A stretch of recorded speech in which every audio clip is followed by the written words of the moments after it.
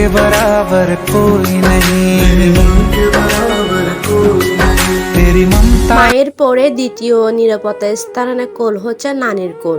Hello guys, আসসালামু আলাইকুম। সবাই কেমন আছেন? আশা করি ভালো আছেন। আমরা আল্লাহর রহমতে ভালো আছি। যখনই আম্মু শুনেছে আমার বাচ্চা অসুস্থ, আম্মুর সঙ্গে সঙ্গে দেখতে চলে আসছিল। আম্মু আসার আগে আমাকে কল করে জিজ্ঞেস করেছিল বাচ্চা কিছু খেতে পারতেছে কিনা। আমি বললাম আম্মু গতকাল থেকে ও কোনো ভাত টাত কিছু খাচ্ছে না।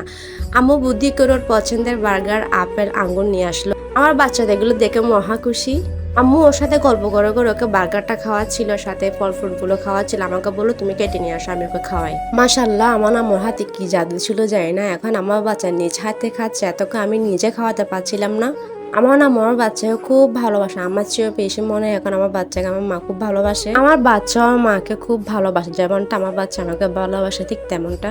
আমি এই জন্য বলেছি আমার পরে আমার বাচ্চাকে আমার মতো করে ভালোবাসতে পারবে একমাত্র আমার মা, মানে আমার বাচ্চার নানি। মাশাল্লাহ, আমার বাচ্চা অনেক ভাগ্যবতী, এরকম একটা নানি পেয়েছে। নানা নানি ভালোবাসা আসলে অন্যরকম, দাদা দাদি ভালোবাসা অন্যরকম।